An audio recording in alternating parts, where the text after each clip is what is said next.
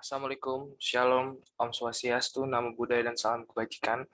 Di sini saya bernama Sandro Kevin dengan NIM 2005040008 akan mempresentasikan tentang upaya hukum luar biasa dalam matkul Haptun. Untuk itu, sebelum masuk kita harus mengenal dulu dalam deskripsi. Upaya hukum adalah upaya yang diberikan oleh undang-undang kepada seseorang atau badan hukum untuk dalam hal tertentu melawan putusan hakim.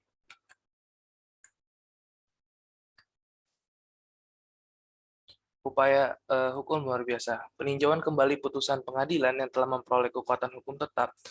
Upaya hukum peninjauan kembali atau yang disebut dengan request civil merupakan suatu upaya agar putusan pengadilan baik dalam tingkat pengadilan negeri, pengadilan tinggi maupun Mahkamah Agung yang telah berkekuatan hukum tetap atau yang disebut dengan in Recht van Gewicht mentah kembali. Permohonan peninjauan kembali tidak menangguhkan untuk menghentikan pelaksanaan putusan pengadilan eksekusi. Peninjauan kembali menurut Profesor Dr. Sudirno Mertokusumo merupakan upaya hukum terhadap putusan tingkat akhir dan putusan yang dijatuhkan di luar hadir tergugat atau yang disebut dengan fair state dan tidak lagi terbuka kemungkinan untuk mengajukan perlawanan. Peninjauan kembali atau yang disebut dengan request civil tidak diatur dalam HIR, melainkan diatur dalam RV, atau yang disebut dengan hukum acara perdata yang dahulu berlaku bagi golongan Eropa.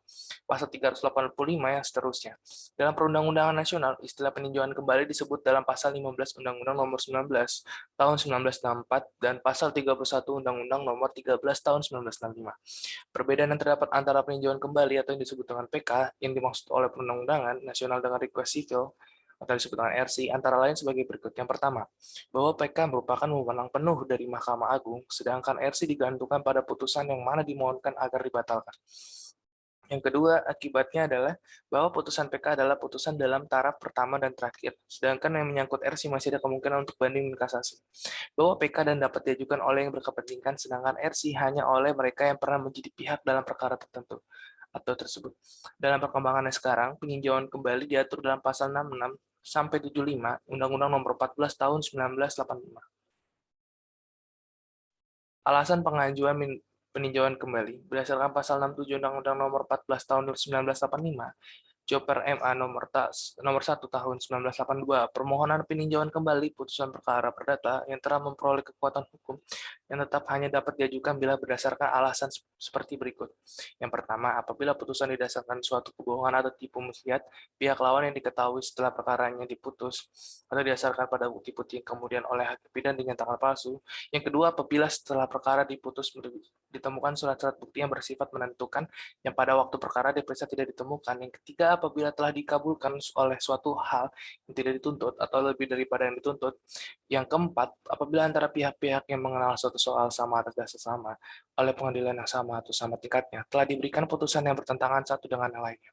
Yang kelima, apabila mengenai suatu bagian dari tuntutan belum diputus tanpa dipertimbangkan sebab-sebabnya.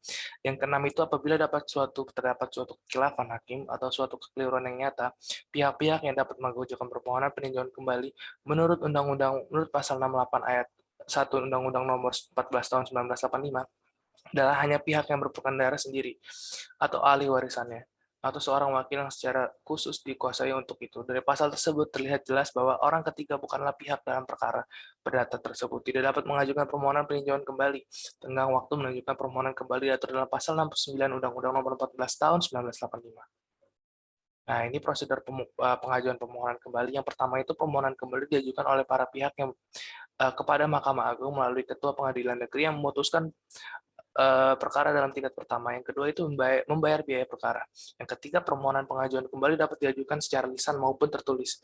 Yang keempat, bila permohonan diajukan secara tertulis, maka disebutkan dengan jelas alasan yang menjadi dasarnya permohonan dan dimasukkan ke panitiaan pengadilan negeri yang memutuskan perkara dalam tingkat pertama berdasarkan pada pasal 171 ayat 1 Undang-Undang Nomor 14 Tahun 1985. Yang kelima, bila diajukan secara lisan maka ia dapat menguraikan permohonannya secara lisan di hadapan ketua pengadilan negeri yang berdasarkan atau bersangkutan atau di hadapan hakim yang ditunjuk ketua pengadilan negeri tersebut yang akan membuat catatan tentang permohonan tersebut. Pasal 71 ayat 2 Nomor 14 Tahun 1985. Yang keenam ini hendaknya surat permohonan peninjauan kembali disusun secara lengkap dan jelas, karena permohonan ini dapat diajukan sekali.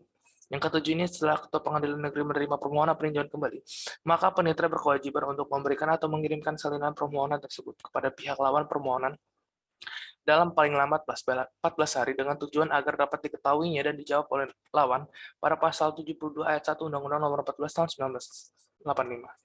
Setelah itu, yang pertama ini, pihak lawan hanya punya waktu 30 hari setelah tanggal diterima salinannya permohonan. Bila lewat maka jawaban tidak akan dipertimbangkan. Yang kedua, surat jawaban diserahkan kepada pengadilan negeri yang oleh panitianya ditubuhi cap, hari serta tanggal jawaban disampaikan pada permohonan yang diketahui pada pasal 72 ayat 3 Undang-Undang Nomor 14 Tahun 1985. Yang ketiga ini permohonan peninjauan kembali lengkap dengan perkara berkas beserta biaya dikirimkan kepada Mahkamah Agung paling lambat 30 hari. Pencabutan permohonan peninjauan kembali dapat dilakukan sebelum putusan diberikan, tetapi permohonan peninjauan kembali hanya dapat diajukan satu kali dalam pasal 6 Undang-Undang Nomor 14 Tahun 1985. Setelah itu masuk ke redundant verse. Merupakan salah satu upaya hukum luar biasa yang dilakukan oleh pihak ketiga dalam suatu perkara perdata. Redundant verse merupakan perlawanan pihak ketiga yang bukan pihak dalam perkara yang bersangkutan, karena merasa dirugikan oleh putusan pengadilan. Syarat mengajukan redundant verse ini adalah pihak ketiga tersebut tidak cukup hanya punya kepentingan saja, tetapi hak perdatanya benar-benar dirugikan oleh putusan tersebut. Secara singkat, utama mengajukan redundant verse adalah hak milik perlawanan telah terlonggar karena putusan tersebut. Dengan mengajukan perlawanan ini, pihak ketiga dapat mencegah atau menangguhkan pelaksanaan putusan atau yang disebut dengan eksekusi. Jadi itu saja yang bisa saya jelaskan, kurang terlebih mohon maaf. Sekian dari saya, terima kasih.